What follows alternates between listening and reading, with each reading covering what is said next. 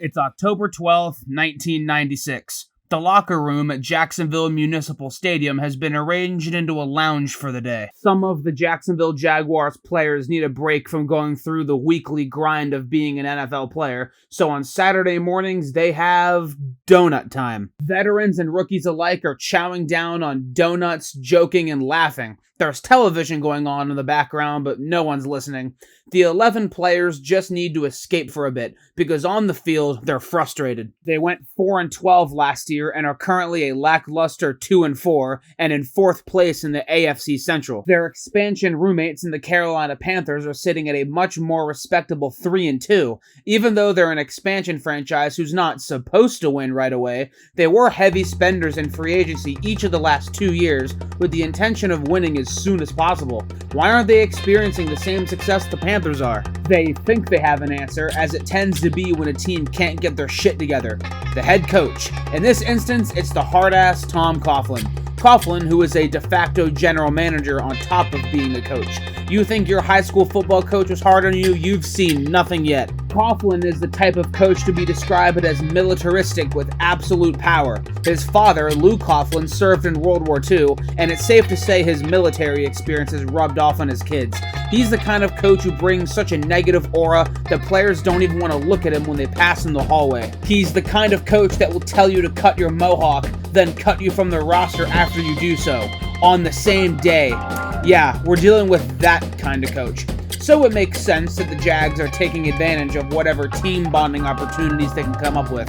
And then, to the dismay of pretty much everyone in the room, the Jaguars players, out of absolutely nowhere, are greeted by their drill sergeant of a head coach.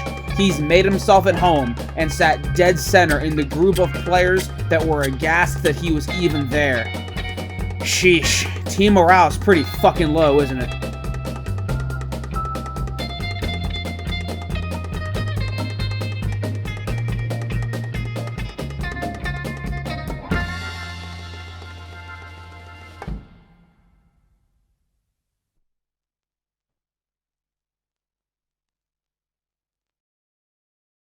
On December 1st, 1993, the city of Jacksonville was awarded the NFL's 30th franchise. It was the product of a long bidding process that saw them and Charlotte beat out St. Louis, Baltimore, and Memphis. The name Jaguars came from a fan voting contest due to the Jacksonville Zoo holding the oldest living jaguar in America. Some of the other finalist names consisted of the Stingrays, Sharks, and, ironically, the Panthers, but thankfully the Jaguars won out. The Jags joined the Carolina Panthers as the two newest NFL franchises looking to start the long trek towards becoming Super Bowl champions. Thankfully for them, they're going to get a significantly bigger leg up than the expansion franchises that came before them. The last expansion was in 1976, featuring the Seahawks and Buccaneers, and considering how those first few years went, yeah, no wonder. The Jags and Panthers were given nearly limitless salary cap space, along with the top 2 picks in the NFL draft. Both teams spent big time in newly incorporated free agency before it was time for the expansion and NFL drafts. To decide who got to pick first, the NFL flipped a coin. Jacksonville won the coin toss. Hooray! What was their award? Getting the first overall pick in the expansion draft. Wait, what? And Carolina gets to pick first in the college draft?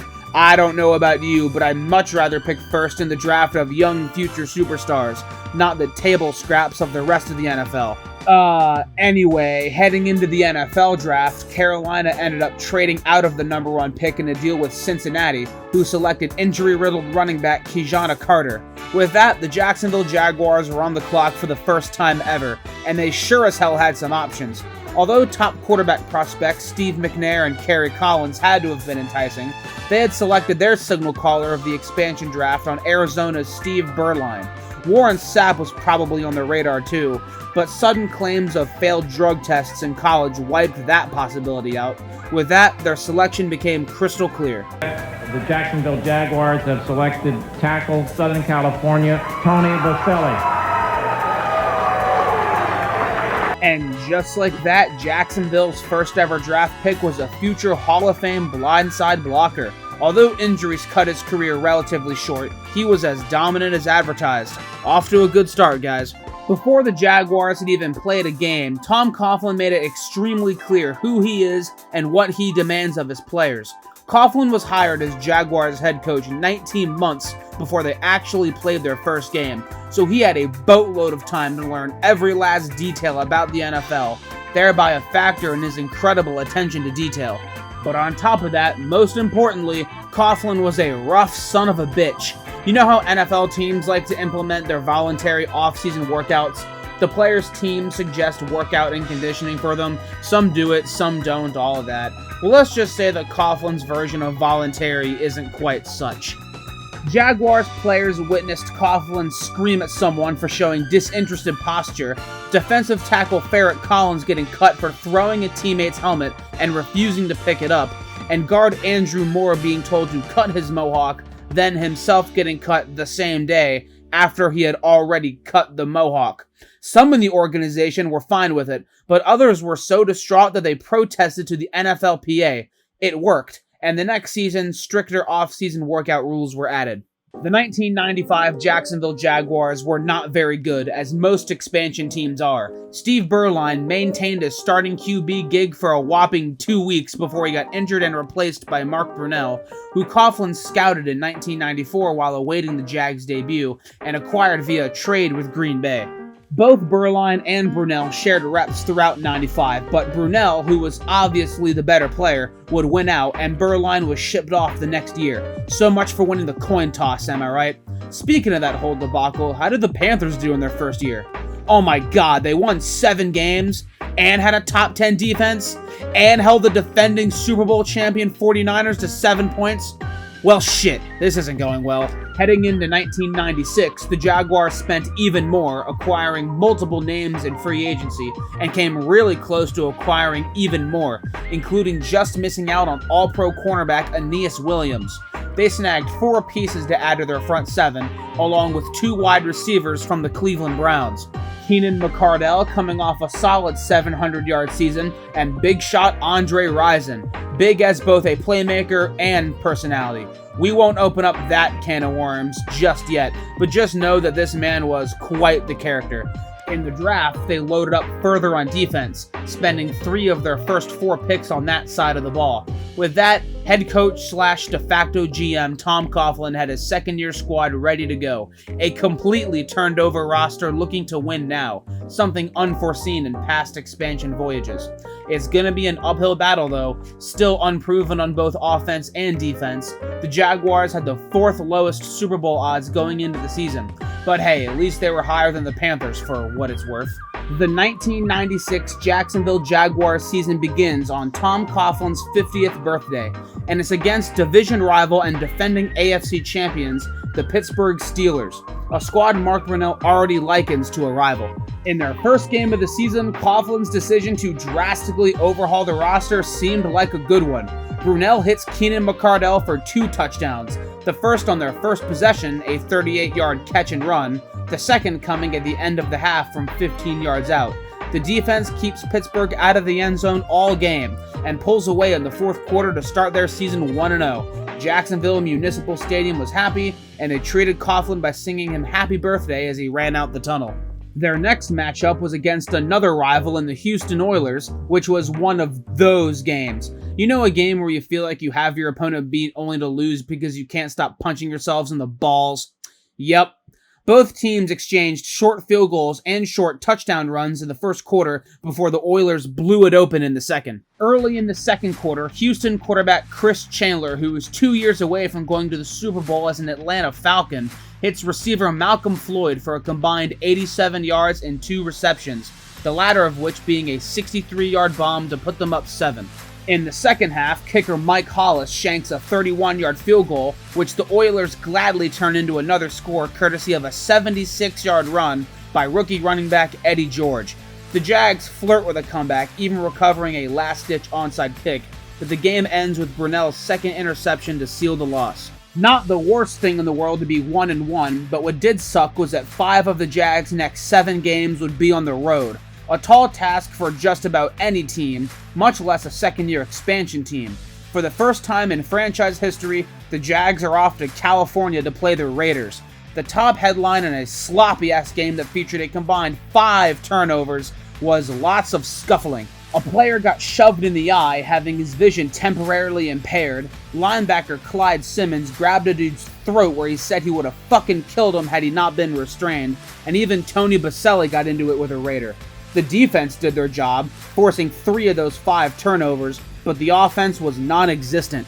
Down 10-3 in the closing minutes, the Jaguars had a chance to tie. Brunell threw Rison's way, but was hit as he tried to throw. The ball careened upward, and Raiders defensive tackle Jerry Ball wrapped things up. The mood is souring quickly as Jacksonville drops to 1-2. The offensive line isn't performing up to their pay. Brunell has 6 picks in 3 games, and they lead the league in penalties. Rison is already complaining about his lack of targets, which, to be fair, the Jaguars more than signed up for when they got him, but I digress. The Jaguars now have to travel all the way to Foxborough, where they'll meet the also 1-2 New England Patriots. In the pregame meeting, Coughlin is going through his usual spiel, discussing the Patriots' personnel piece by piece. He's even brought in a few former Giants players who were with him when he was their wide receivers coach. However, Coughlin has a special message for this unit. Watch out for Pro Bowl return man Dave Maggette. He's beginning what will be his 3rd Pro Bowl season, and Coughlin is aware of the dangers he brings. However, out of nowhere, in a place where no one dared speak over their head coach, one man in the back of the room had a different idea. A loud voice chimes in out of nowhere. Fuck Maggette, and fuck the Patriots! We don't need to worry about no fucking Patriots, we just need to go out and play our game. Yeah, you guessed it, it's Andre Rison. Now, I could stop right there and it would make for a fun little story, but we're not done yet.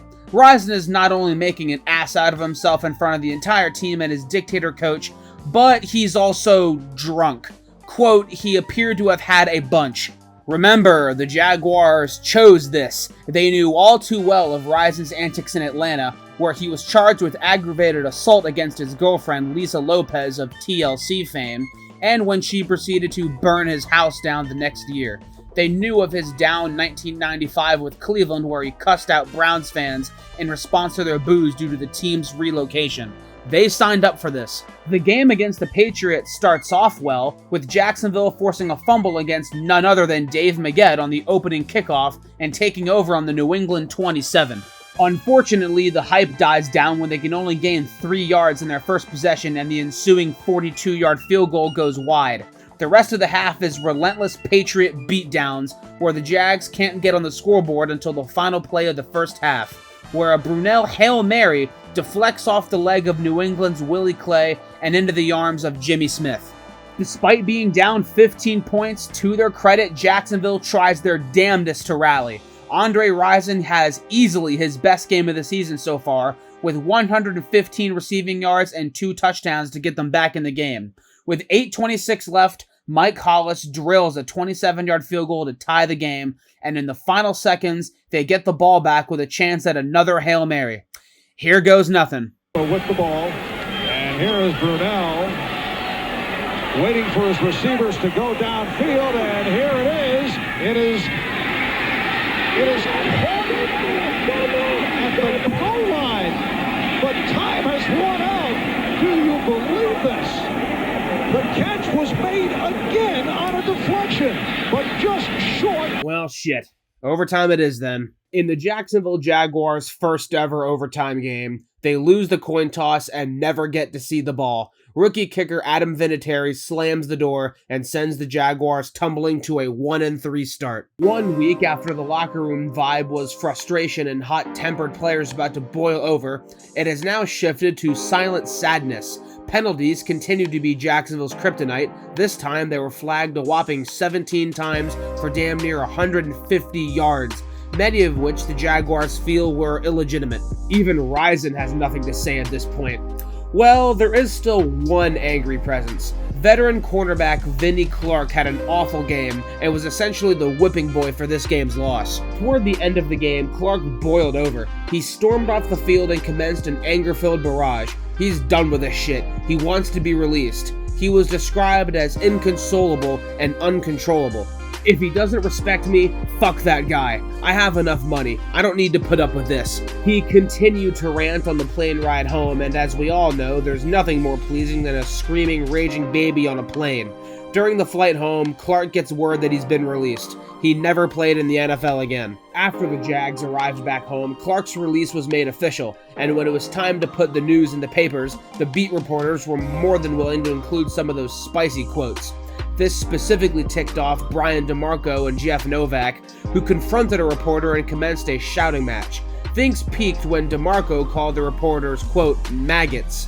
That's about as far as it got, but it just goes to show the frustration boiling from within. Their next opponent was anything but. The Carolina Panthers are, like the Jaguars, a second-year expansion franchise. That's where the similarities stop. Carolina is flying high, vibes are immaculate. Remember when I mentioned how Carolina beat the defending Super Bowl champions in their first season? Well, in their second year, they proceeded to do it again. The Panthers are 3-0, and their quarterback is none other than Steve Beuerlein. Remember him? Yup, he was the Jags' first QB that was shown the door in favor of Mark Brunell. So while the Jaguars' spirits were already in the tank, all they had heard for the week leading up to the game was the media heaping praise on the other expansion franchise. Obviously, both teams had their perks, but when debating the Expansion Bowl, it was hard to argue Carolina's results. So, how did Little Brother respond? As Leon Searcy describes playing angry, the Jaguars take a quick 14-0 first quarter lead.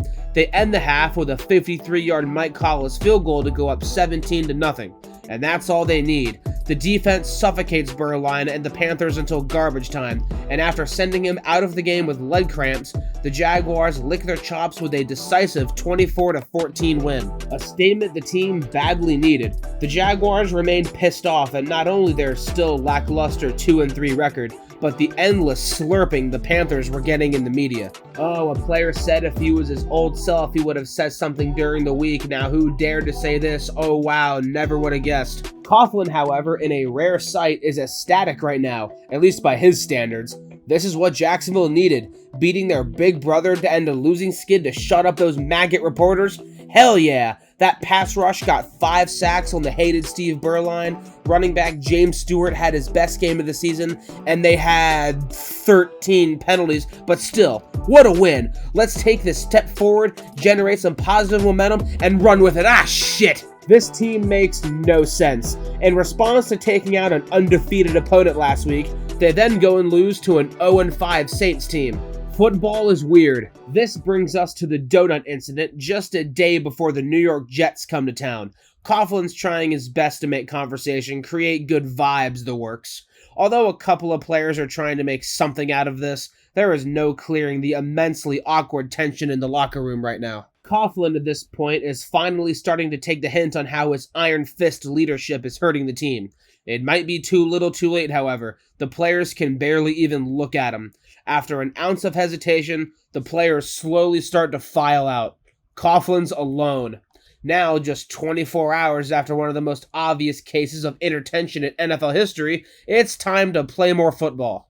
For what it's worth, the Jaguars are matched up with yet again another cupcake in the 0-6 Jets, and yet again, the Jags can't get out of their own way.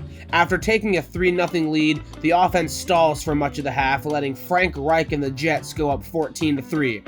After a field goal, Brunell hits Jimmy Smith for the score, and the ensuing 2-point conversion ties the game. Midway through the third quarter, Brunell hits speedster Willie Jackson, who turns on the afterburners and scores the game-winning touchdown. The defense holds down the fort, and the Jaguars improve their record to 3-4. Despite the, holy shit, 15 penalties? Jimmy Smith was the Jags' hero today. 135 of Brunell's 248 passing yards went to Smith, solidifying himself as the squad's go-to receiver. However, scratching and clawing your way to a win against a team who's lost each of their last 10 games isn't exactly a crowning achievement. They made Frank Reich look like his 92 playoff self after all. But hey, a win is a win, and a second-year expansion franchise can do a whole lot worse than 3-4. Next is another cupcake in the 1-5 St. Louis Rams. Alright, let's take a look at this box score. 36 first downs to 8. Nice. Controlling the ball for over 2/3 of the game? Sweet. 11 for 14 on third downs? Nicely done. Only 3 penalties? Alright. Looks like you guys are getting it together. So, how many points did you win by? What? How the hell do you dominate a game like that and find a way to lose? Oh, yeah, that'll do it. A Brunell pick 6 on their first drive was the first of 5 interceptions he threw on the day, and the Rams turned a fumble on a kickoff into a field goal. Those 2 events resulted in 10 of St. Louis's 17 points. The Jags dropped to 3-5. Oh, and you thought the Jacksonville locker rooms were tense before? Just give it a second. So this game ended in controversy. With just seconds left, down 3, Brunell hits wide receiver Willie Jackson on a slant and breaks free. He thinks he's home free before being brought down inside the 10. With no timeouts, they rush to the line and spike the ball, but not before the clock ran out. The Jags were convinced they had another play, and the officials deliberated for a while before they called the game. With the sourest of tastes in Jacksonville's mouth, just about everything boiled over. You have Rison chasing the officials into the tunnel, you have Baselli and Searchy insisting they were jobbed, Rison then claiming he was lied to. It's just a mess here, y'all. Brunell wants to pin the loss on himself, but everyone else seems convinced that this was some screw job by the Zebras. In the midst of an incredibly tense week, the Jaguars had to head to Cincinnati to play a 1-6 Bengals team. Things aren't great, fans are pissed, they want Coughlin gone. Jacksonville media is making some jokes at Mark Brunell's expense, but all teams go through this. Just gotta dust yourself off, and Andre Rison's in the papers again. It's your typical Andre Rison horseshit, pay it no mind. Against the Bengals, Jacksonville builds a 14-7 lead in the third quarter before the team unravels yet again and Cincinnati scores 21 straight fourth quarter points. So much for Rison's guarantee. Clyde Simmons had 2.5 sacks, but the defense crumbled late. With 1:35 to go, Brunell hit Jimmy Smith to get within 7, but on the ensuing onside kick, the worst case scenario occurs. First, the obvious reason. The Bengals recovered the kick and ran out the clock to drop Jacksonville to 3-6. Now for the other shit news. 2 Jaguar defensive backs, Dana Hall and Dave Thomas, were badly injured and needed to be stretched off the field. Coughlin is described as visibly shaken in the locker room. Nonetheless, the mood is as bad as ever, and now, having decided that there's no point in holding back anymore, one player lets it all out. And what everyone else is thinking about Coach Tom Coughlin, yet no one had been willing to say it until now, and the messenger was none other than Andre Rison. There's no love. We don't know him. There's a relationship, but there's much of an intimidating relationship. If I go out and do good, it ain't gonna matter anyway. If I go out and play shitty, I might be gone. We play emotionless. It's like we're scared. No one else is explicitly saying it, but everyone seems to agree. Coughlin may be the coach and the leader, but everyone's leaning on Rison as their leader. As you can imagine, those quotes were right smack on the front page of the papers on Monday. Tensions high, frustrations at a peak. It was a perfect time for the bye week. Regarding the injuries, there was at least some silver lining. Although Thomas was done for the year, Hall was ready to return for their next game. And then Coughlin caught wind of a quote in the papers in regards to something he had said about a player getting injured during practice. Next thing you know, he's in a shouting match with the reporter. Players are just laughing. This is par for the course for them after all. Their next matchup was one highly anticipated by a certain wide receiver as well, so he could use the laughs. In 1995, Andre Rison signed a big boy contract with the Cleveland Browns. In what NFL Network viewed as one of the worst free agent signings in NFL history, Rison had a terrible year by his standards. His 5-year, $17 million deal became an albatross. During said season, owner Art Modell announced that he was moving the Browns to Baltimore. In the midst of a Week 12 loss, Rison was booed relentlessly because of not only Cleveland's inevitable departure, but Rison's poor play, and let's just say he was not short on words. I won't go through that tirade since I showed you earlier, but you know, he was pissed, as always. Rison never went to Baltimore. He was cut. Safe to say, Jacksonville's next matchup against those Ravens was one Rison was licking his chops at. It's not long before Jacksonville finds themselves down 17-3. Brunell's pass to Rison goes right off his hands and is picked off by Baltimore's Eric Turner, which they quickly turned into 6. Jacksonville fights their way back into the game though. Down 27-16 in the fourth, Brunell marches down the field, hitting Rison multiple times, before finishing the drive with a James Stewart touchdown. They get an immediate stop on defense, and then Mark Brunell shows why Tom Coughlin made him the starter. He leads his clutchest drive of the year, using his arm to get Jacksonville to the 1-yard line, then finishing it with his legs to take a 30-27 lead.